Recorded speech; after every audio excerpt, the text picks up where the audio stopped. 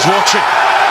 FIFA বিশ্বকাপ 2026 যেন একের পর এক চমক দেওয়ার মঞ্চে পরিণত হয়েছে। ম্যাচ থেকে ম্যাচের বাইরে সব বিষয়েই আলোচনার কেন্দ্রবিন্দুতে। আর এবার খোদ ফিফাকেই চমকে দিলেন যুক্তরাষ্ট্রের প্রেসিডেন্ট ডোনাল্ড ট্রাম্প। শিরোপা জয়ের উচ্ছ্বাসে যখন স্পেনের ফুটবলাররা মাতোয়ারা, তখনই পুরস্কার বিতরণী মঞ্চে ট্রাম্প করে বসেন এক মজার কাণ্ড। ট্রফি তুলে দেওয়ার পরও মঞ্চ ছাড়তে অনীহা দেখান তিনি। এমনকি ফিফা সভাপতি জিয়ান্নি ইনফান্তিনো তাকে মঞ্চ থেকে নামিয়ে আনার চেষ্টা করেন, কিন্তু শেষ পর্যন্ত ট্রাম্প খেলোয়াড়দের পাশেই দাঁড়িয়ে থেকে উদযাপনের অংশ নেন। আর তার এই আচরণ ঘিরে সামাজিক যোগাযোগ মাধ্যমে শুরু হয়েছে ব্যাপক আলোচনা সমালোচনা।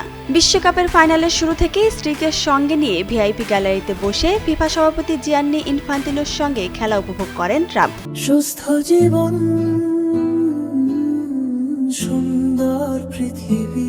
স্টেডিয়ামের বড় পর্দায় তাকে দেখানোর সঙ্গে সঙ্গেই দর্শকদের মধ্যে দেখা যায় মিশ্র প্রতিক্রিয়া। তবে এসব উপেক্ষা করে ইনফান্তিনোর সঙ্গে আলাপচারিতায় ব্যস্ত ছিলেন তিনি। এক পর্যায়ে বিশ্বকাপ ট্রফিও তার হাতে তুলে দেওয়া হলে কিছুক্ষণ সেটি সামনে রেখে দেন ট্রাম্প। ম্যাচ শেষে ইনফান্তিনোর সঙ্গে পুরস্কার বিতরণী মঞ্চে ওঠেন মার্কিন প্রেসিডেন্ট। এরপর ট্রাম্প ও ইনফান্তিনো যৌথভাবে দুই দলের খেলোয়াড়দের গলায় পদক পরিয়ে দেন। পরে স্পেন অধিনায়ক রদ্রির হাতে বিশ্বকাপের ট্রফি তুলে দেন তিনি।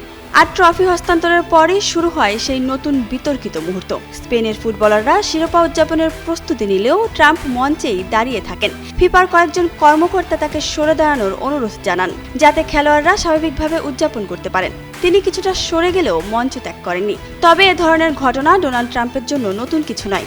এর আগেও ক্লাব বিশ্বকাপের ফাইনালে চেলসির শিরোপা উদযাপনের সময় খেলোয়াড়দের সঙ্গে মঞ্চে অবস্থান করেছিলেন তিনি।